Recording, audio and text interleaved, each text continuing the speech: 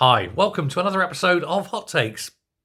With the cost of government borrowing hitting a near 30-year high and likely going to rise as each day the cost of government bonds increases, something has got to give. The government is in a quandary and it has no options. For you see, just the other day, back on Monday, Keir Starmer said that the government will not borrow anymore and break its own borrowing rules. It will not tax anymore to break its promise of not taxing anymore that was said during the election. And of course, it said it's not going to cut services. No Labour government ever likes cutting services. Well, clearly one of those three things has got to give, or at least one, could be two, could be all three. Something has got to give. It cannot go on. Now, also in that speech, he said that the Treasury is going to be ruthless in its efficiency drive. It's going to cut wasteful spending, trim the fat to the bone, as it were. Well, I think a lot of the fat has already been trimmed to the bone. So now all that's left is amputation. They're going to have to start cutting big time in all departments. And that means getting rid of staff. And of course, when they talk about getting rid of staff in the civil service, they never talk about middle managers or above. It's always them on the front line. It's always the lower orders, as it were. And I think if they attempt this, they're going to end up with strike action, vast public sector wide strikes. The civil service will not tolerate massive cuts to its numbers. It will walk. And it isn't just going to be the civil service at Westminster. It will be everywhere. It will be nurses, teachers, street cleaners, you name it. If the government's coming after the public services in order to cut numbers, then the public services will fight. There is no two ways about it. They always have, they always will. And despite him sitting there and using words like ruthless in savings, and we will, weather the turbulent storm of what is to come, I think he won't be able to. I don't think he's got the spine to face off against the unions. After all, they are his paymaster. Now, he was responding to a question with regards to Rachel Reeves and her terrible mauling of the economy. And he said that the number one mission of this government is to, build growth. If it's number one mission, why are you doing everything you can to avoid it? You're destroying growth. Every single policy is anti-growth. Weird, isn't it? Unless, of course, you're just lying. He said, we are pulling on the levers of change. Well, yes, but unfortunately, those levers are the levers that is crashing the economy.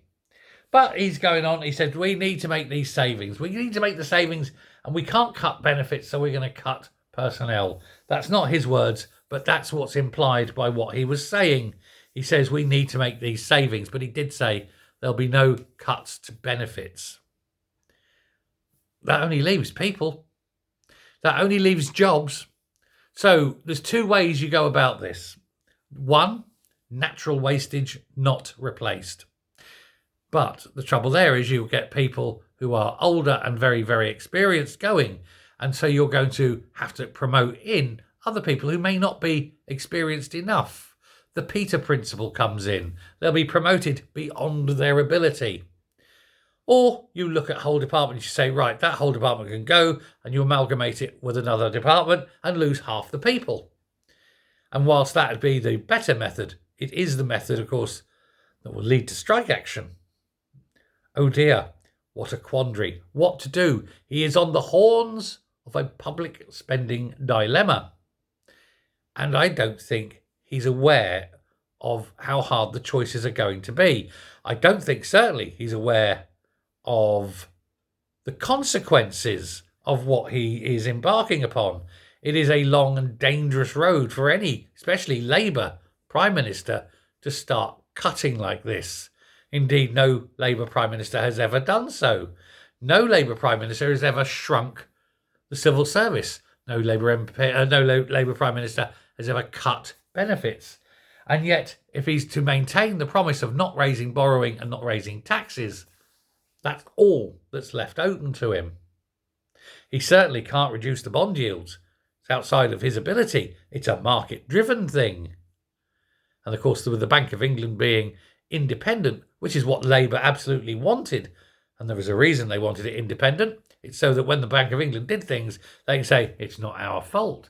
Hands off. Gordon Brown. Well, that's what you've got. So you don't even have the ability to force the Bank of England to cut rates or anything like that. You've got no control over this. He says that we've got these fiscal rules. We've put these fiscal rules in place. Well, yes, because the old fiscal rules, you would have broken them. So you've invented new fiscal rules and you're already breaking them. Just invent some new fiscal rules. It's fine. These are my principles. If you don't like them, I've got others. Good old Marx Brothers.